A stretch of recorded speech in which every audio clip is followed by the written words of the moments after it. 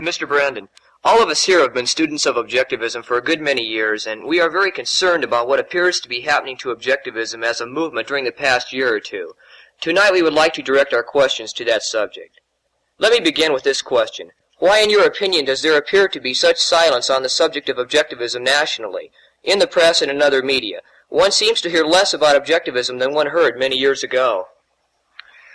Well, to begin with, Objectivism, the philosophy of Objectivism, and the cultural significance of the response which the philosophy of Ayn Rand was winning has never remotely received at any time in the press the acknowledgement that it warranted.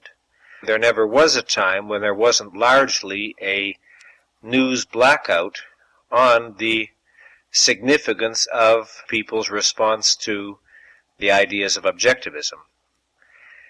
As to why the situation has grown, if anything, worse in the last several years, I would volunteer certain rather obvious explanations.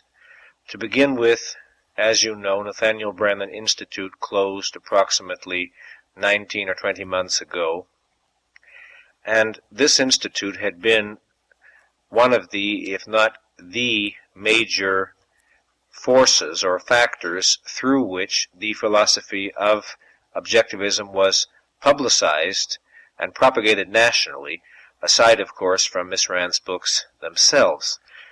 It was the advertisements of Nathaniel Branden Institute, the lectures given around the country, which obviously did a good deal to keep this philosophy in the public eye, and with the close of the Institute, I think it's very predictable that there would be this drop in public attention.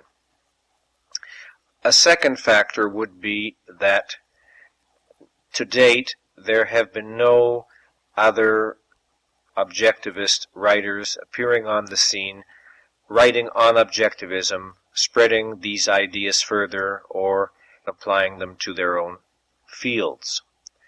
Thirdly, Miss Rand appears to have retired from the modest amount of public life into which she entered a few years ago. She appears much less frequently on television or radio. The Objectivist magazine has dropped in circulation about 20% between 1968 and 1969. These are certainly some of the reasons for the lowering of the degree of public attention. Of course, when you talk about public attention, you have to realize that most of this public attention in the past was negative as far as the press or other media are concerned. In other words, it consisted of attacks, of misrepresentations of the ideas of Objectivism, and from that point of view, I can't say that anyone need necessarily miss or regret the passing of many of those attacks. However, it wasn't all attacks, and I do think it's unfortunate that we hear so little about Objectivism, and I think there are still other reasons why we do, and very possibly I'll have a chance to say more in some of the follow-up questions. Yes. The Objectivist magazine seems to be turning away from theoretical subjects and concentrating more and more on cultural analysis. What do you think of this? Well, I have to say that I think it's very unfortunate. During the years of my co-editorship with Miss Rand on The Objectivist, this was one of our, shall I call it, running disagreements. In other words, it was always my conviction that what our readers needed was new theoretical knowledge, new information, intellectual ammunition on a relatively abstract or theoretical plane. And all of the articles that I wrote in The Objectivist or the Objectivist newsletter were theoretical. Miss Rand was more oriented toward cultural commentary, although she wrote some very important theoretical articles, her Introduction to Objectivist Epistemology being the most memorable example. But she very often seemed somewhat unhappy when the magazine was leaning too far in this direction. She felt that what the readers more wanted or needed or what the magazine was more appropriately suited for, was an analysis of the culture and of cultural phenomena, social and political and aesthetic phenomena, and I tended to object to that position for several reasons. First of all, speaking very practically and selfishly, in view of the tremendous amount of time which the Objectivists required, I felt that our time and our minds were too precious to be what I would regard as wasted on anything less important than fundamental theory. So that, speaking for myself, I would simply have resented working on a level of cultural commentary. I would have felt it's too penny ante, putting it very bluntly.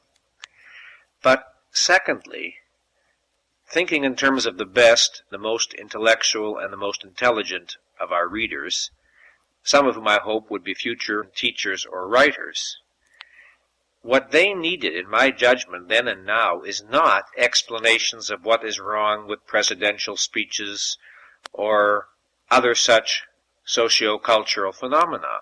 What they needed was for us to carry on with the dissemination of the sort of ideas provided in Miss Rand's written works previously. And traveling around the country a great deal, talking to different students of Objectivism at NBI, I was definitely confirmed in this viewpoint.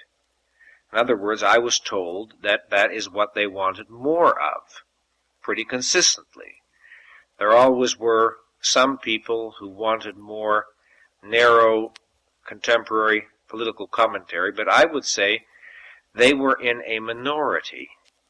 The most active, the most intelligent of our readers wanted theory, and since moving to the West Coast and meeting with many Objectivist clubs in the Western states, I have heard this complaint again and again and again. What has happened to the Objectivist? Who needs this continual explanation of what is wrong with the world? We are up to our ears with what is wrong with the world, which we see too clearly by ourselves. What we want is more theory.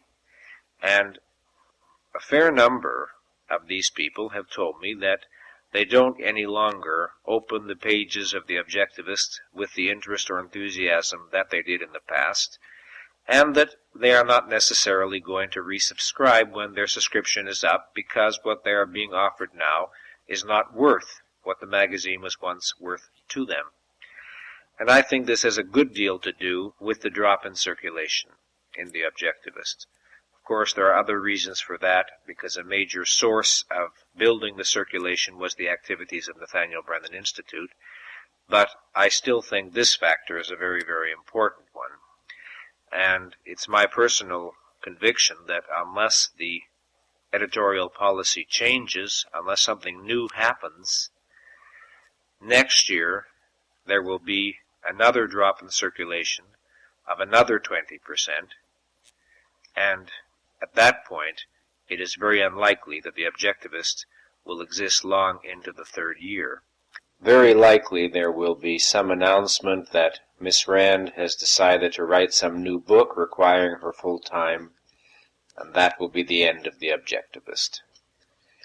I'm not clairvoyant, I'm not saying it has to happen that way, but my likeliest hypothesis is that that is what is going to happen. Yes, next question. Mr. Branden, a lot of us feel that the Objectivist movement as a movement appears to be breaking down or deteriorating. With the close of Nathaniel Branden Institute, and with the large drop in the circulation of the Objectivist, the prospect of disseminating the Objectivist philosophy seems less promising to many of us than it did a few years ago. What are your views on this? Well, it depends how you look at what is happening. I've already indicated my views in part, in that I think the situation is very bad today. But perhaps the error is in assuming that the future of Objectivism has to lie with the New York circle associated with the Objectivist. I think there is a great deal to be dissatisfied with what these people are doing. I've already given some indications of why. I think there are many reasons to be disappointed. I think that the Objectivist movement, in the sense of a sort of a national following, actively concerned with studying or pursuing these ideas has suffered something of a setback in the past year or two, and there are no signs of a recovery in sight. What can change the trend is the active initiative of any individuals who can appear